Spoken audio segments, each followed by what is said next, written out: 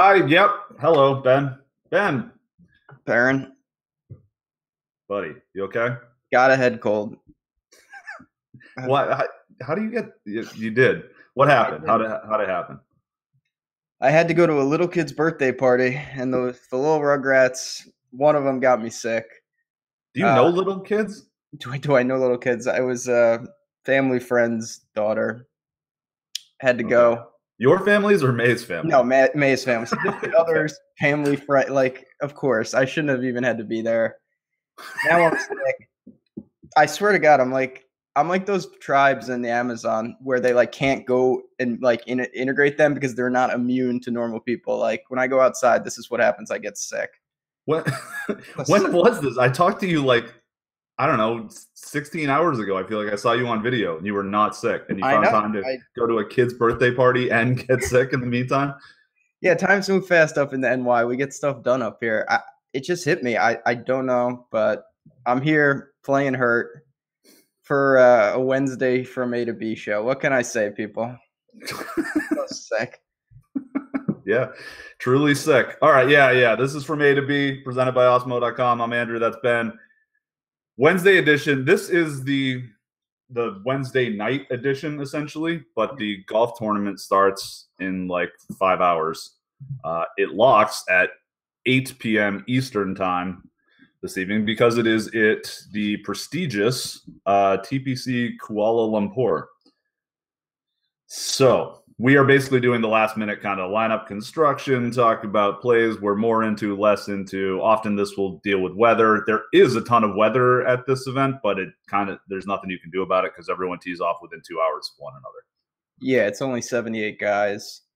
The biggest thing with the weather, and again, do we really know what it means? Probably not. There's a very real chance that lift clean in place will be a thing, and what that means is when there's courses that are it's a lot of rain. If it gets muddy and stuff, it's such a mess. They play lift clean in place. So if you put your ball in the fairway, you can pick it up, clean it, and then put it back down. And that's a huge advantage. You get a perfect lie every time. So we'll see how they do that. There's different variations of it where you can do it no matter what. Sometimes it's in the fairway. That's something to watch, and it'll just put a premium on hitting those fairways. Yeah, I mean, do you just take like a 6 iron and just put it 220? The problem is if it's soaked, like you could have zero run out. So like, but this course is so short that honestly could be like an applicable strategy. Yeah, I mean, I don't see that being crazy. Distance certainly can help here because it's going to make some crazy easy wedge shots, but I mean, is 190 from an absolutely perfect lie like that bad of a shot, especially on like greens that are going to be soaking wet too, so you're not worried about runoff? Yeah, that's the thing. I mean, that's a not an age old question, but it's like, would you rather have a 175-yard iron shot or a 90-degree wedge from the first cut or even the rough? I, I think it depends on the course and whatnot. And at this place, from what I've seen, you could kind of get away with hitting it pretty far down there and attack. But obviously, being in the fairway, especially if lift clean in place is a thing, that'll be important. I agree. Okay, well, has anything really? I mean, do you think there's anything actionable about that? I guess is what I would say. That's where I've sort of struggled with it a little bit. It's like, all right, cool, it's just going to be easier, but like, what do we do about this? Yeah, actionable. That's perfect thing. Just because there's a lot of information out there, what do you do with it in terms of translating to lineups? For me, again, this isn't the biggest week of golf. I'm not even playing that much. But what I did do, and I do this often, I can't stack tee times, but what I can do is I can stack player types, and we talk about that all the time. So I do have some teams where I say, if, and we don't know, but if the fairways are super important, here's a handful of guys that I think benefit from that. And then I have other teams that say, if, just getting it down there is more important. I have some teams like that because, at the end of the day, courses play differently than we anticipate all the time. So you kind of want to correlate lineups to cover multiple bases. Yep. Yeah, that I agree with for sure. this is another, when I feel like when that strategy first came up was at the WGC event in Mexico 2 years ago. It was kind of the first one where it's like, well, there's, we don't really know how it's going to play. So you can, make different assumptions based on how it's going to play and build your lineups that way. This is certainly like that because not only is the weather going to be a huge wild card, but also they did change the course around quite a bit. And we don't know, maybe it's not that different. Maybe it is. They certainly want it to play a lot more fast and firm, but it's pouring rain out. And there's also, like, not only is it pouring rain, but there's no wind, which I found that to be a little bit odd. It's like 2-mile-an-hour winds. Yeah, that Malaysia, man, what can I say? Yeah, dude, it's wild country out there. Yeah, I saw PGA Tour had Komodo dragons on the course this morning, so you know how it is down there. Yeah. It's we'll see. Again, what kind of odds would you need for so you can pick a couple wedges and one Komodo dragon and you and me. What are we doing? Fighting to the death. Like, how much would your payout have to be? Yeah, I'm not doing that a lot. Honestly, there's not a lot of money that I would do that for because I would probably lose. Yeah. I guess that's what I mean. Is like how strong is their armor or whatever? Like, is a wedge going to hurt them if you smash them in the head a couple times? It probably hurt, but probably hurt them. Yeah, but if there's multiple of them, that would be bad. They can just 150. Come on, man. I'm not doing something. I want this to be attainable. Yeah, verse 1, you probably could get there. Okay.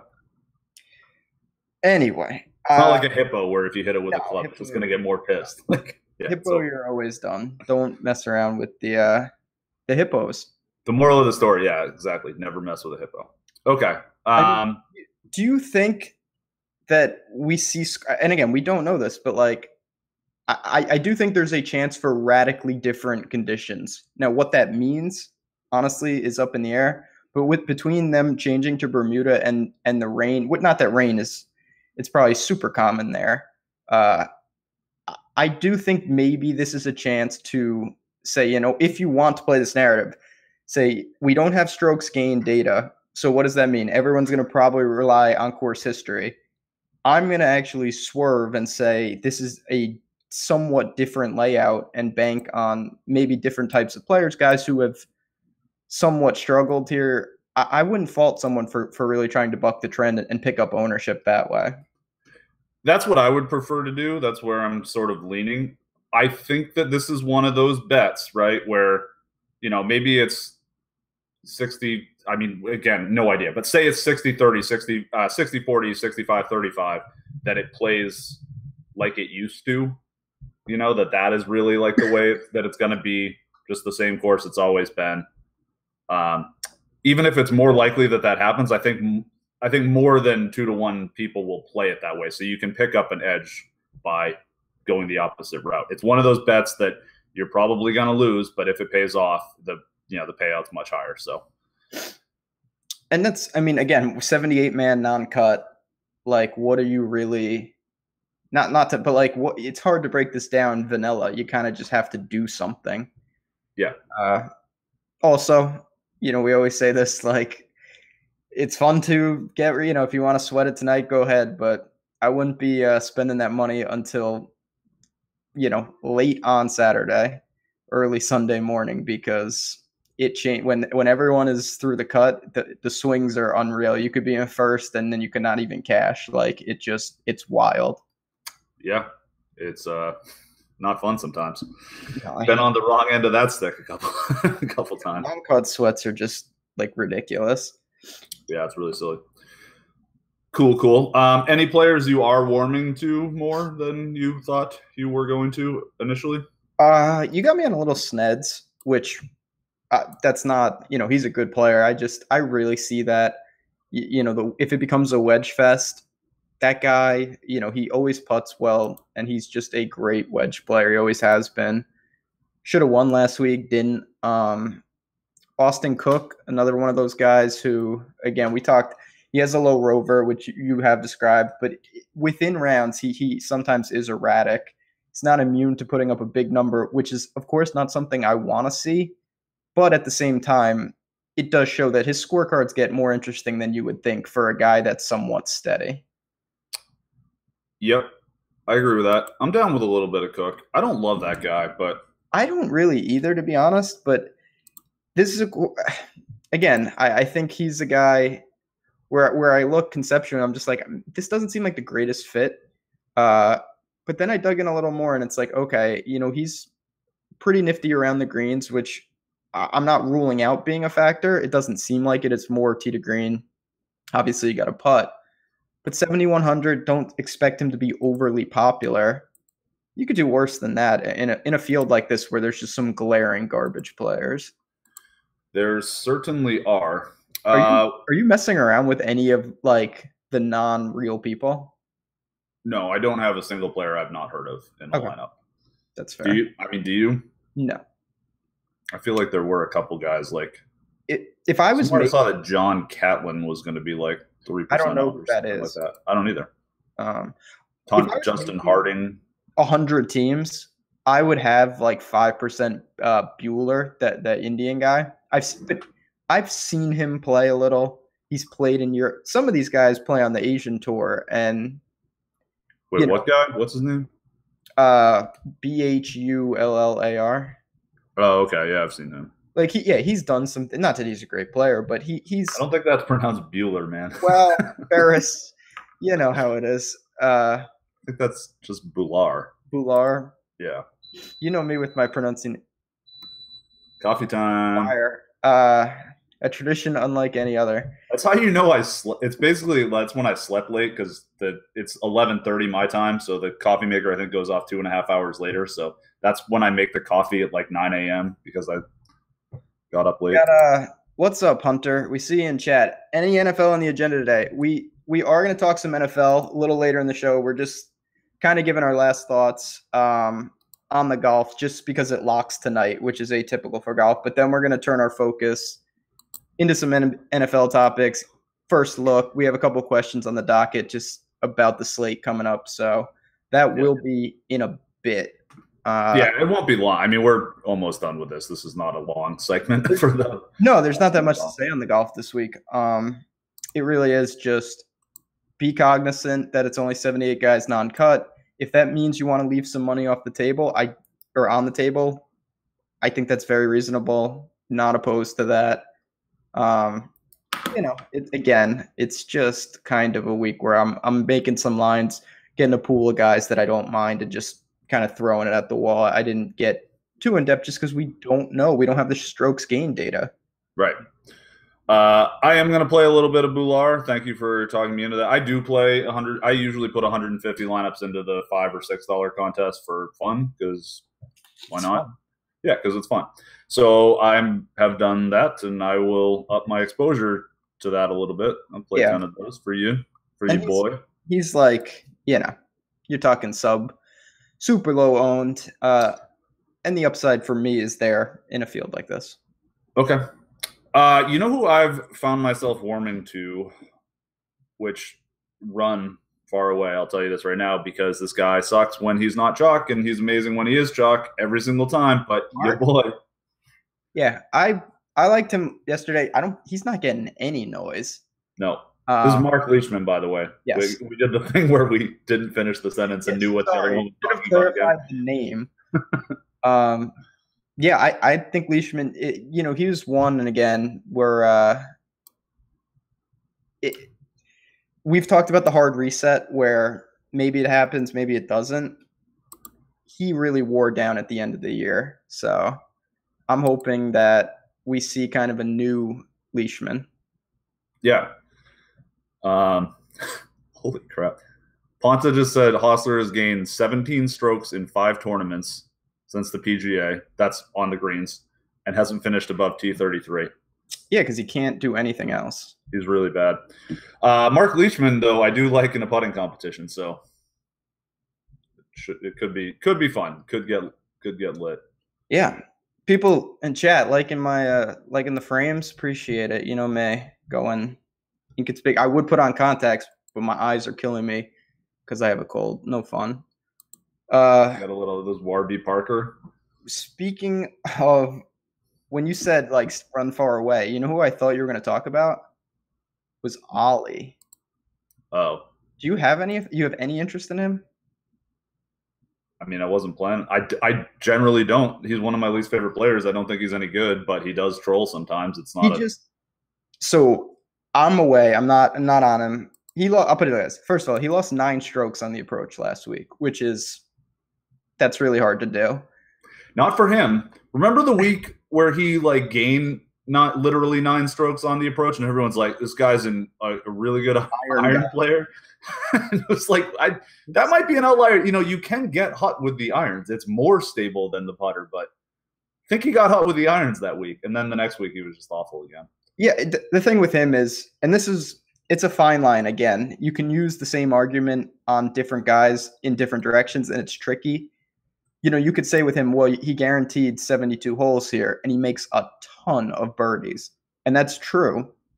But when you can't avoid, I mean, he can't stay out of trouble to the extent that it's actually a problem, even in a non-cut. Like, you can't make 5 doubles in a like, it's too much. He lost to a pitcher last week, man. That's bad. Yeah, it's the allure is there though. When I look at just the nuclear scoring. Yeah, it does come out every once in a while. I mean, that's not crazy to throw 5% at or something. Yeah, I don't know. If he's 15%, though, I mean, I doubt I'm not saying he would be. I have no interest in if there is any field interest in trying to match that. Like, I will play a little bit, but it almost kind of doesn't matter to me what his actual ownership is. You know what I mean? Like, if he's 30%, fine playing 3 to 5%. If he's 1%, I'm still fine playing 3 to 5%. Like, I don't want to mess with that because he sucks. Yeah, you know? I prefer Spawn. Just a better player in every facet of the game. Ownership's not going to be a huge factor either way, I think, on those guys. So we've got Ollie projected in-house for 4.9%. Seems fair. Even with that though, I mean, anytime a guy's like 5%, it's not that hard to justify playing 8% and living with it, but don't think you get burned by avoiding Ollie. For what's worth, I'm barely playing. All I have this week, I'm playing in the 153 max. I got 3 of those. I got 10 club twirls and then 150 in the $5. I will not play Ollie in the club twirl or the 3 max, but I may dabble a little bit. Yeah, when you have 150, that's just a different set of circumstances. Yep. Not different enough to get me to play any Kelly Craft, though. I'll tell you that much. No. Mm-hmm. I play more Kelly Craft than most, and not on my teams this week. No real interest. Seems unnecessary on a lot of levels to be. I didn't feel the need to really dip down that low. Like, no matter who I started with, Justin Thomas, or, I do have some teams that do not have JT, went more balanced and did not have to dip into the low 6s. Do you think Chucky Hockey Man is coming back anytime soon? It's starting to be his type of year, and he's not going to be very popular. We got him for 4.6 on the Osmo.com ownership projections. I think the thing with him, he's one of the guys that you do have to say that this being a non-cut hurts, because his ability is to be very steady and make cuts. Still, irons probably the best part of his game, I would say, and you can always lean on that. I don't know. Like, Danny Lee is right there, and CT Pan, and as much as I rip on Danny Lee, this is the format for a guy like that. CT Pan to me is the best play, but I'd prefer even Danny Lee over CH3.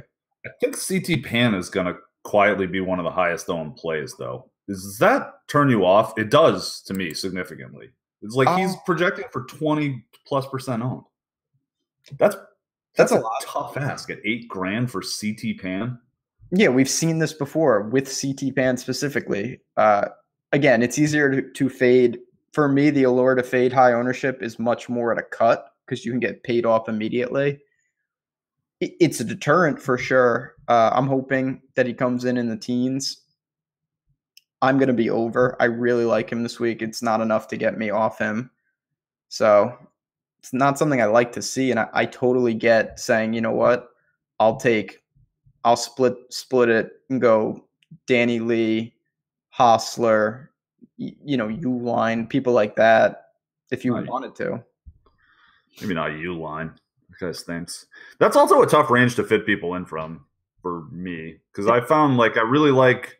I have Justin Thomas in a lot of lineups, and you can play Justin Thomas with one of Woodland, Leishman, Louis. Those are the kind of guys. Those are the guys up there that I'm most interested in. And then you don't have room for an 8K guy. Not that I don't have lineups that have 8K guys in them, but I mean, not a ton. That's what I'm saying. When you look at the ownership there, I think it's just a naturally somewhat dead range. I think Sam Ryder is going to be popular. Maybe that aggregates it to the extent that it's nothing major. We'll see. I'm not overly worried about it, to be honest. Absolutely. Okay. Where did you end? I saw in chat that Seth had mentioned Usti, which I'm with you. As much as it pains me, I do like him this week. We talked about that yesterday with Tim, that, motivation is a lot of the issue with him, and that's why he gets I think a label of he's a hardcore specialist. It's more that he just plays primarily hard courses because they're majors. But he's here. I'm assuming he didn't have to play this by any stretch. So you're going over on the field, right? Yeah, I mean we've got him at 8.3%. That's the highest of the 3 ownership places I look at. I think he's probably a little under 8%, but if he's 6, 7, man, yeah, I have 30 something right now. But there's 70 dudes, man. Yeah, that's true too. This is just different. The Oost, man, we'll see. It's just it still turns me off so much that you don't know it's hard to know what happens. There's a chance one of your plays is just a disaster on the greens and you don't know. You're just going to see the scorecard. There is no shot tracker, and it makes it tough to evaluate this tournament. I think this is one of those ones where there is you can see the shots on the app, but they just don't publish them. I swear I was following along with this last year and saw some of that. You know what I mean? No. There are certain tournaments where you see where the shot tracker is active during the tournament, but they just don't publish the results. If you're watching a major, all the majors, you see where the shots go. They just don't publish that stuff after. That's because it's not part of the PGA. Yeah, I do not believe that's the case. I hope you're desperately right, but I don't think you are, to be honest. I think all you get is that when you click play-by-play, it says. Yeah, I mean, I've seen those, but yeah. I know what you're talking about. Do you know what I'm talking about? I think I thought it was one of those, but maybe I'm wrong.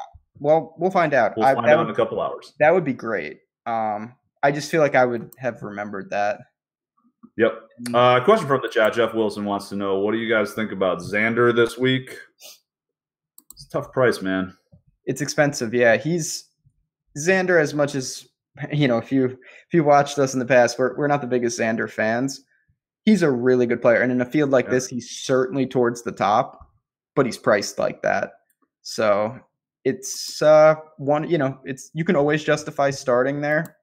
I don't think he'll be overly popular. Everyone at the top carries ownership, but I ultimately did not get there. Yeah. I've had weeks where I've wanted to get on Xander. I've had weeks where I planned on getting on Xander, and then something happens at 10-4 and still, clocking 20% ownership. I can't do it.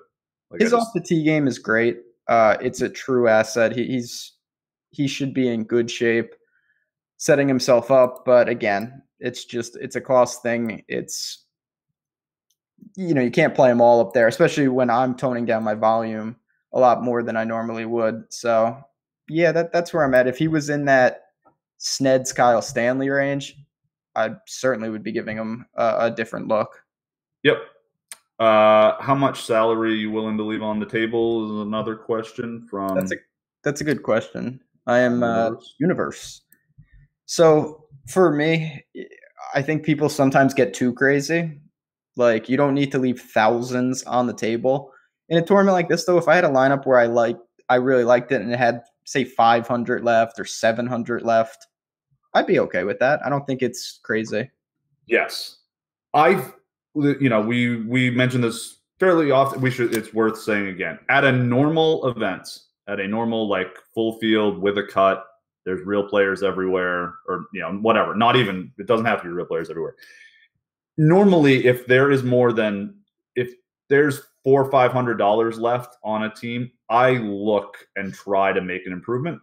It's like there's got to be some way I can get this to be better. I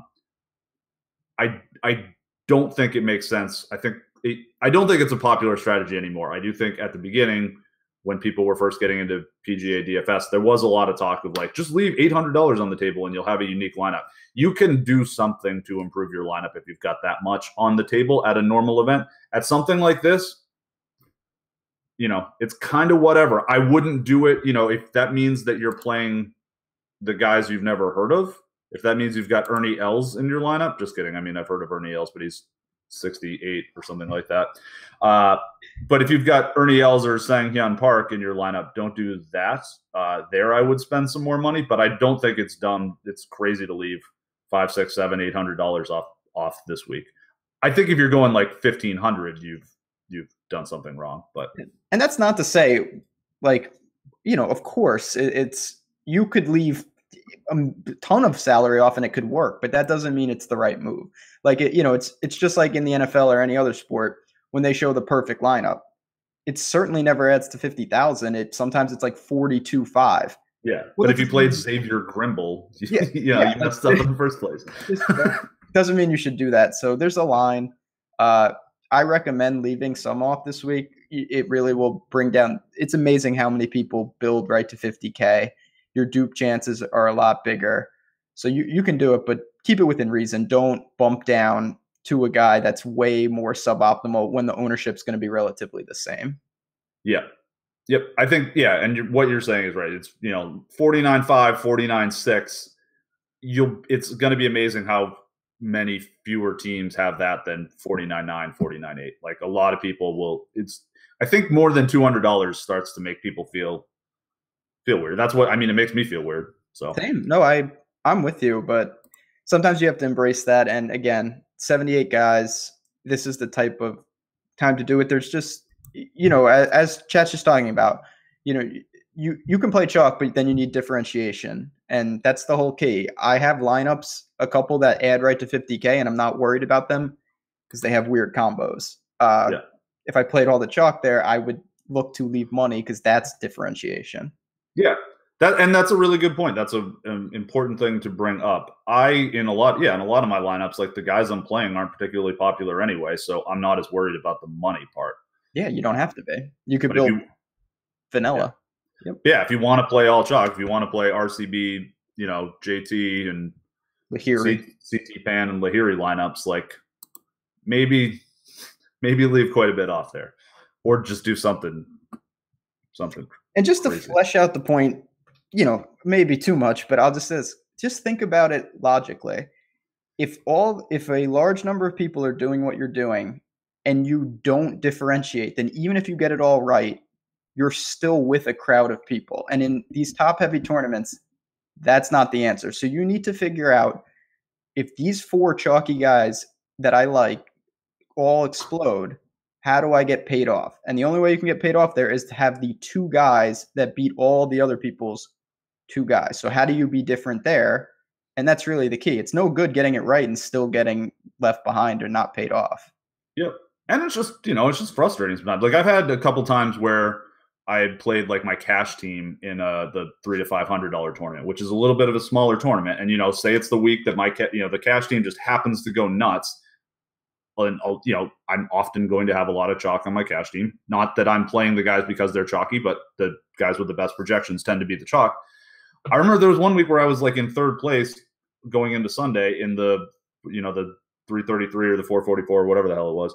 And had to, I'm looking at it and then it's like, oh, wow, this is really cool. I'm in a good spot. And then it's like, oh, I have JB Holmes like is my only out here because everyone else in this top 10 has the same 5 guys as the rest of my lineup or whatever. It's like, so then all of a sudden it's just JB Holmes winning a head-to-head against 8 other guys, which is not fun. And if people, we recommend, and we're going to be, as we've talked about, we've been teasing lineups, we're going to be more interactive. We're going to be sharing our screens a lot more. And one of the things we want to do with that is show things like that. That's where you see the benefits and the dividends of being different. Because I've had times where I'm literally, and this is in a good situation, I'll look in a tournament and say in the top 20 late, I'll be the only person against a player. And it's like, okay, well, I'm the only one who doesn't have this guy, and I'm the only one with this guy, and that's leverage. You're talking a head-to-head. Whereas what you just talked about, if you have a guy and he literally has to beat 5 other toss-ups, the odds of that happening are so astronomical. So that's stuff we want to break down in full and show that, that's how you get the leverage. That's the benefits of being unique within reason. Mm-hmm. And it's the idea, and that's why you stack in baseball or football or even basketball to some extent, right? It's because you're hoping to get one assumption correct that like you're making one decision that is hopefully getting you 4 or 5 correct plays. You know what I mean? Mm-hmm. That's how that's how stacking works in baseball. Obviously, that's the most obvious one. But same idea with your quarterback and your wide receiver. It's the same thing when you stack your skill sets in something like this, and it plays way different than people think it's going to. Then you get that one thing to happen, and all of a sudden you've got a ton. You've got half your lineup, maybe more, is in a good spot because of it. So yeah, tug of war. You want them all pulling the same direction at once. Yeah. We are going to move to football pretty soon, but we have a couple rapid fire in the chat. Just a hilarious question, which, if you haven't paid much attention, what's with Ollie? He has just been awful. He lost 9 strokes with the approach. It's hard to recommend him at this point. The upside's probably still there, but it's extreme risk. The other question, favorite in the mid 6s? There ain't much, but JJ, and then Hadley for me. Okay. I don't think – listen, another guy who's been really bad, but Jason Dufner doesn't seem so crazy to me. He has done well here before. He's played – we talked a little bit about this being maybe similar to the Players. I mean, they totally did the greens. All the grass has been redone to be just like TPC Sawgrass, and the last time Jason Dufner played well was there. Mm-hmm. At 2% owned, real player, 6,800. I don't know. It's like not insane to me. I'd rather do that than Brendan Steele at this point. Unfortunately, same. I agree with you there. I'm really big on Hadley. I was really big on him last week. He burned everyone. I'm gonna go right back to him. He's terrible. His irons aren't though. His irons are incredibly good. Even last week, he was basically last in putting. He gained 5 strokes in 2 days with the irons. That's really legit. Yeah. But I mean, we've been saying that about Tom Hoagie for 3 years too. Maybe Chesson Hadley is the new Tom Hoagie. What do you think about that? Tom Hoagie, yeah. He's in this. Not that I have any interest. Yeah. Anyway, God, that guy's terrible. Yeah. So I think that'll just about do it. Final good luck this week for me. Again, as we've said, it locks in 5 hours. So make your lines, people. If anyone has additional questions, hop in. Hopefully, hop in Slack. Hit us up on Twitter if you need to. Whatever, we'll be around. I'm not taking this too in depth. I like I said, I'm going with a couple of assumptions and building, and we're gonna see where we're at. It's just not the best week for anything, partly because we can't see the benefits of the work because we don't have strokes gain data. Oh, one guy I wanted to ask you about because I think I might be interested in. Last question. What do you think of Bryant Gay? So Wyndham is a course that I think is correlated to this. A lot of the guys I like are played well at Wyndham. He was great at Wyndham. That was the week we were out in California together. He was good. Since then, though, he has been horrendously bad. The one thing, and you've talked about this all the time, when you can putt like he can, he's a world-class putter. in a non-cut, you're in play because he just has the opportunity to make more 15-footers than him and Hostler. It's the same concept. They just have a unique skill, and that's sometimes enough. And it's 6,900. Yeah, I don't know. I'm interested in some Bryant Gay. I don't think he'll be popular. And at 6,900, he can pile up points without, he can come in 40th. Doesn't really matter. He's just been very bad. He's gonna have to turn it around a little. But he's a bad player. Like, he is a putting specialist. He's a Hostler type. Like, that's all he does well. Oh yeah, but he's one of the guys. There are guys who get hot putting. He doesn't get hot putting. He's just an incredible putter. Yeah. True. Anyway, so yeah, that's CIMB Classic. Good luck, chat. We hope that someone starts the swing season off doing good.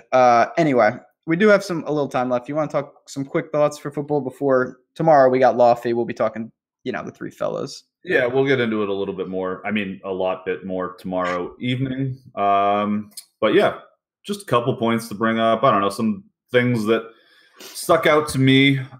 First one, Russ Wilson, only 5,700 still. At Oakland, bad defense. Seattle's not throwing the ball though. I don't know. What do you think? So it's funny you say that because I've been on, Russ a lot this year, and I thought the spots were sneaky. The games kind of played out like I thought they would, but they're just not. First of all, he's not running, which I do not understand. Like, he gets out, he's scrambling, he's running for his life. He's not looking to run whatsoever, and that is limiting the ceiling for sure. And they found something last week. Carson ran well. It seems like they're content really grinding these games. Yeah, last week was, I have always been a huge Russ Wilson in fantasy fan. Last week was my biggest jump on of the year so far. I've played him here and there, but I was really amped for it last week, partially because I thought the Rams would be scoring a ton more points, and Goff kind of sucked in the first half, which hurt.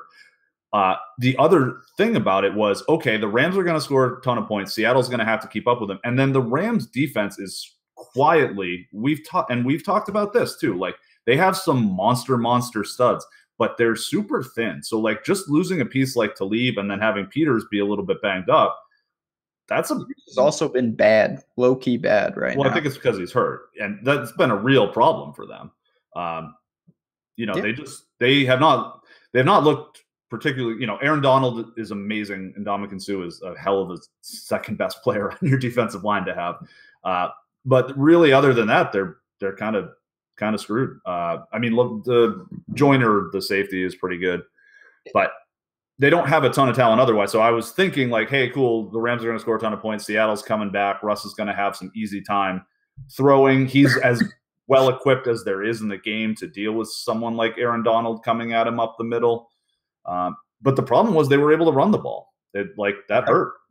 Yeah, and like I said, I'm somewhat worried. I've seen a lot of Seattle so far this year, and it seems to be a real shift. I don't think it's a blip on the radar.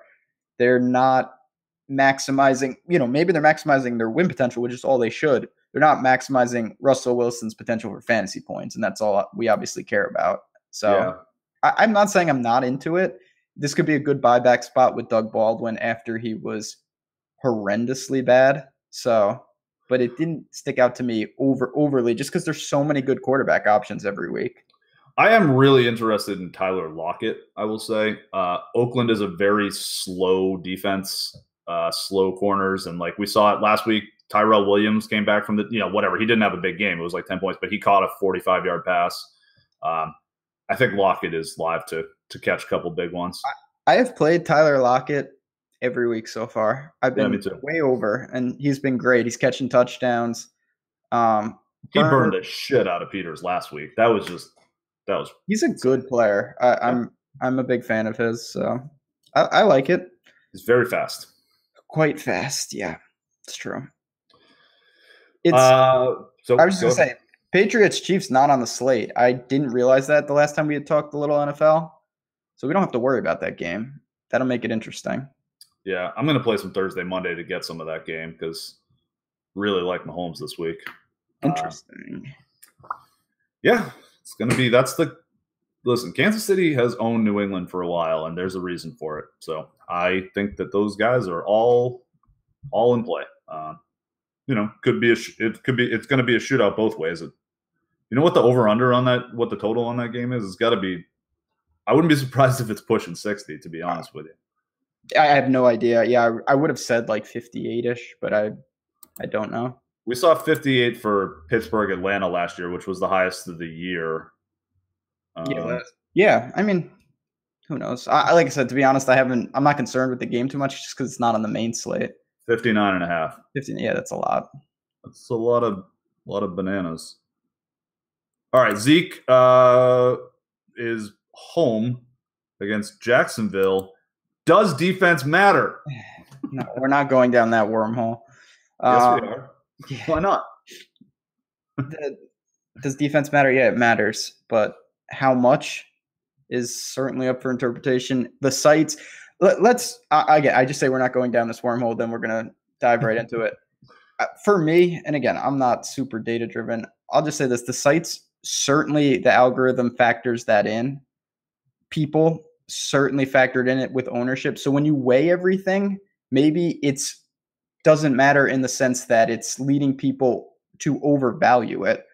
But I don't think it's really debatable by anyone to say that if you take, I keep using the Falcons because they're the best example, running backs versus the Falcons, and then running backs versus the team that defends them the best, whether it's the Eagles or Saints or whatnot, that there's not a stark contrast there, because there is, but right, but that's just picking and choosing. I don't love to comb through the drex of people arguing with that can't back up their shit on Twitter. The problem with something like that,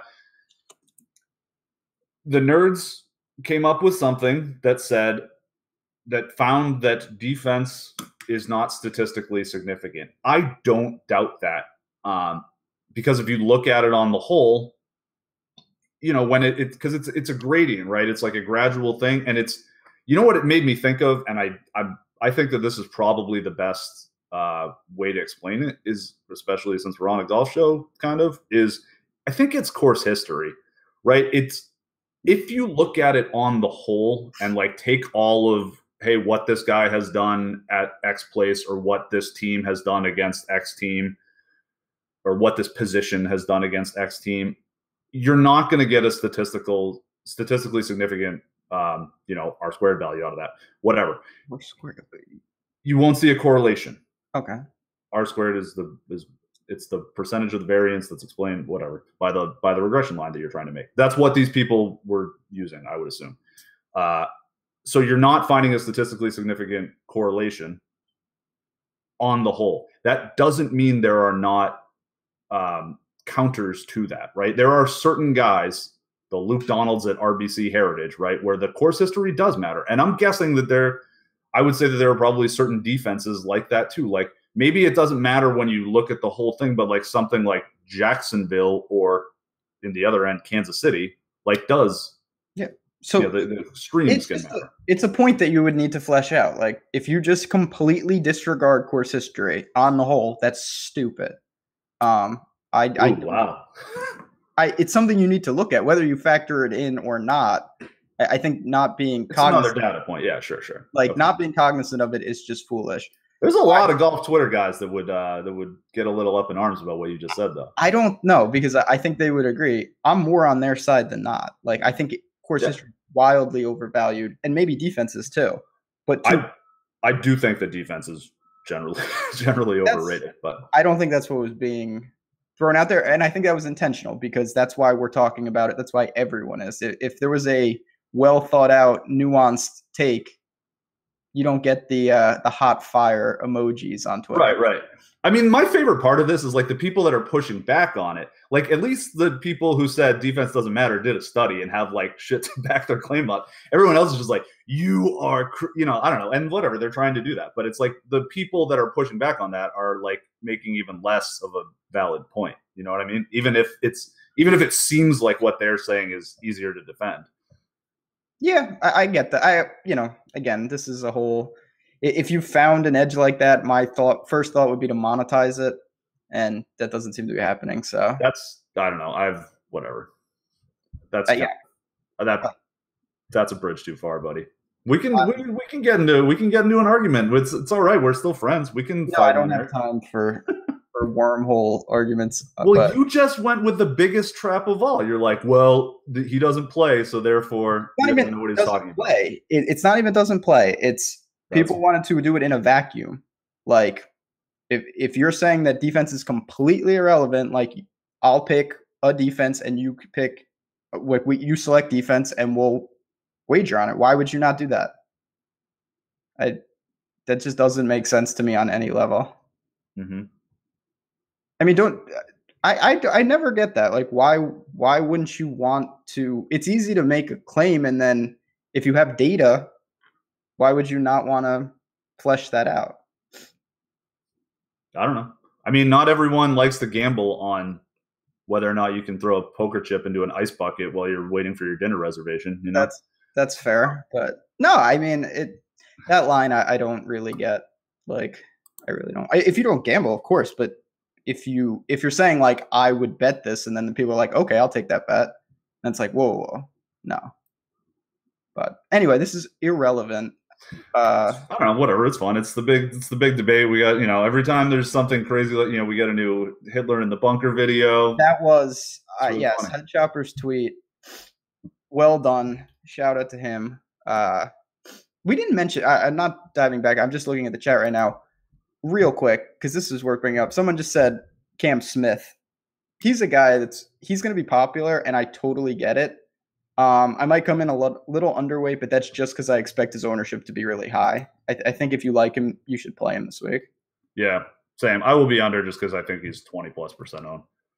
I do like Happy Barnrat a lot as one of the cheaper punts. He's a monster scorer, crushes par fives. Not a guy you want to play at a tougher course. We'll have plenty of opportunities to fade him down the road, but this is not one of them.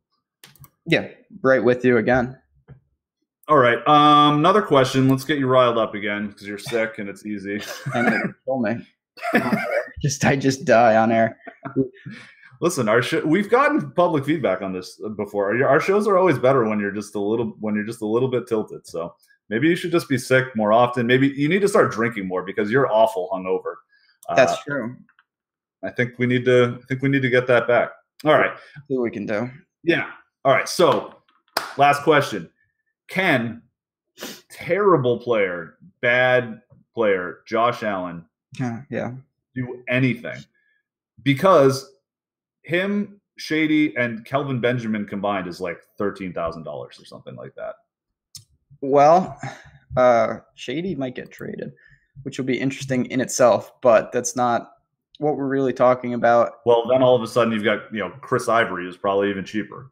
Yeah, that would actually make me more into it. So the problem I have is Houston, and not that they certainly haven't been good, but their pass rush. Why are you talking about Houston's defense? Defense doesn't.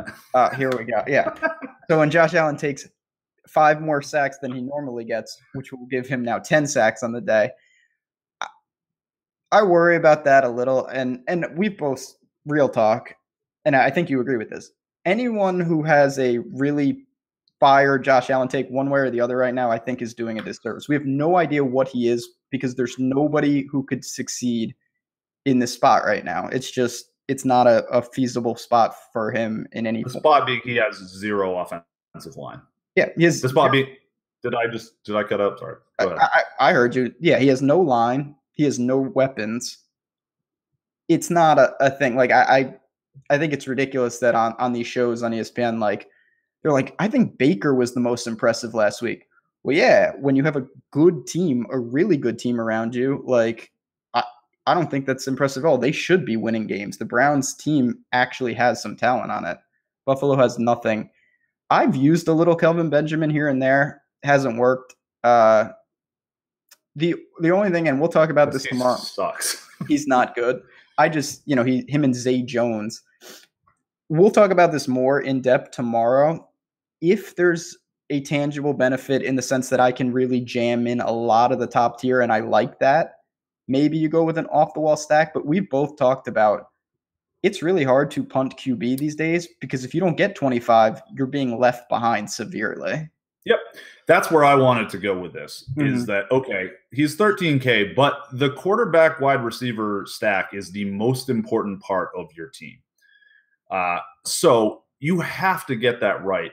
And like we talked about this on Three Fellas a couple weeks ago, where Laffy expressed a little bit of interest in CJ Beathard just because he was so cheap. And it's like, it's not wrong. Like, it's a good value, right? Like, CJ Beathard is going to project for the same 18 points that every other quarterback, basically like the trashiest quarterbacks are going to project for 15, 6, or 16, 17, 18 points. And the best quarterbacks are going to project for 21, 22. So it is super flat. That's why the pricing is a little bit is pretty close, is because the projection is so close. But it's not really about projection when in a tournament. It's about the upside. And someone like Josh Allen with no offensive line against a pretty good Texans pass rush, I don't know that the upside's there. And we've seen this, and now, again, I don't think you should bank on this. Josh Allen's running for his life in a way where he's accumulating, he's running them in. That's their only offense. That helps. I mean, that's got him there a couple times. It's really hard to say, I'm going to play Josh Allen because I think he's going to scramble for 50 yards and a touchdown. Don't know about that. Well, I'm going to look at it, though, and we'll talk a little tomorrow about my boy. What we got a couple more good questions in the chat if you want to rapid fire them before we bounce out. Let's do it. All right. We got Killer Keith Mitchell, yay or nay? You should sign up for Slack at awesemo.com and DM at Karl Marx. Yeah, you'll get a better answer from him. I'm not on it. The bombing, if I was using more bomber stacks, maybe, but he's just not doing anything else good right now. Yeah, and he can't putt, which that's a problem at something like this. Whatever, he could turn on the putting for a little bit. He might be, he might look good after a couple rounds. He never sticks around. Not that really matters at that price point, but I'm not really interested, especially because he is another guy that's going to be one of the 20% on punts. It's a very concentrated style of lineup that people are building. It's like, all right, cool. I've got Lahiri and Keith Mitchell. I've got JT at the top, and then I've got CT Pan and another, one of those guys in the Woodland range. Yeah, that's a dangerous game. Speaking of CT Pan, do we think he's going to be more popular than Sam Ryder? They're both going to be popular. Let's look it up. We do ownership projections here. Yeah. How much is Sam Ryder? I think he's like 77, 78-ish. For real? Jesus. Yeah. I was wondering why I hadn't. Why he hadn't really crossed my radar, and Sam Ryder at 7,700. That would be why. Yeah, he's really playing well, but I'm a little skeptical, to be honest. Yeah, we have Sam Ryder at 12.3% and CT Pan at 20.4%. So there you go. I do think both will be certainly popular, and I'm on CT Pan, not on Ryder, for what it's worth. Yeah, I mean, tomorrow, like I said, we're going to be breaking down some games. Cincy Pitt, big game in the AFC. Pretty juicy on both sides. I'm going to be writing my article that'll be going up. We'll be talking more football. I haven't dove in completely. Since this is a early lock, I kind of had to adjust everything. I'm used to building golf lineups now. I kind of had to build them a little earlier on Wednesday. I will say just first look, and I'm not having a ton of. We'll get more into this tomorrow night, but I feel like the Cincinnati-Pittsburgh options are all priced. I think they're all overpriced. So if they do become the massive shock, and again, when you talk about upside, there's no higher upside than the Steelers guys. So I will certainly have pieces here and there, but I don't see a ton of them. You can make an argument Connor is fine, but I don't see an argument that they're all particularly good values. So I'm not going to be I don't know what I'm going to do there. It's difficult. A lot of that falls to roster construction when you have to weigh it, because stackability is not just how good we think the game is going to be. It's also what does it do to the rest of your lineup. And when guys are all priced to the premium, even if they go off, sometimes it's just such a big opportunity cost if you can't find the value. Yep. Another question or a claim: Slack isn't worth $70 a month. I mean, that's $2 a day to like have direct access to like a dozen high volume for DFS players. Like, I don't know. It seems doesn't seem that awful to me, but to each. You know what I'll say? Obviously, I'm not shilling anything, but sign up. We have week trials. If you haven't been in, try it out. And if you say, this isn't for me, it's not for you. And if you like it, we hope you do. Stick around. It is fun. Do have a lot of tools behind the paywall and whatnot. But you do have us here, and we are glad to break down the tournaments, have some fun on the show, and we are going to start sharing our screens, do some fun stuff. So we want suggestions on that. If people, what would you like to see? We want to make it good. Helps us as well. Yeah, absolutely. Totally agree with that. Julio, 3 scores. Yeah. I hope Julio owes me more than 3 touchdowns. That's for sure. All the money I've dumped on that guy. Do like Julio a lot this week against Tampa Bay. I mean, yeah, that's a good one. Bad defense. I don't know. Atlanta's back at home after laying a bit of a stinker last week. That Matt Ryan indoor-outdoor thing, pretty real. It's Drew Breesian. Do you think Drew Brees is the greatest quarterback of all time? Now that, of course, just rack it up, and then he's just their record's going to get continuously broken for a long exactly. time. I thought about it, and then I realized it was going to be one of those jokes. But like my first thought was making this sarcastic, like, enjoy your record for the next 5 years till Mahomes breaks it kind of thing. And then I went on Twitter, and it was just the joke that was too obvious that you couldn't pass it up. But it's a good one. It's funny. It's comedy, I like to break down jokes. We like to talk jokes. Big jokes. First to market on Twitter. If you're not first, you're last. It's true. Take it from someone who does Twitter worse than any human on this earth. But I mean, you at least can go on. I just cannot even deal. It's just like the negativity and it gets to me a little. But I will say, and just real quick. Real talk, obviously. Today is World Mental Health Day. Everyone gets physicals. Most people take care of their physical health. Mental health, certainly, we're getting better, but not there. So highly recommend, if you're hurting, there's a lot of resources out there. So certainly just keep that cognizant today. It's a good day to just evaluate yourself. A lot of people don't do that, and it's super important. Well said. I mean, I think you and I have both had our ups and downs in life over the years and had to do some of that, it's an important, your brain is another thing that you gotta maintain. It's another organ. Not because DFS is the least of it, but it's just in anything you do, you need to have, you got to deal with that stuff. It affects everything. So definitely on a day like today, it's good to think about. Yep. Well said, man. Cool. Well, on that note, I think we'll leave you all. Everyone, good luck. Golf locks at 8 p.m. Eastern time. So so tilt your hockey lineups while you make sure everything gets done. And have a good time with that. We will be back tomorrow evening for 3 fellas talking football. We're going to break down some showdown and just talk about the big questions coming up in the NFL this week. Thank you all for listening. Thank you, Josh, for producing. Ben, a pleasure as always talking to you, and we'll see you tomorrow.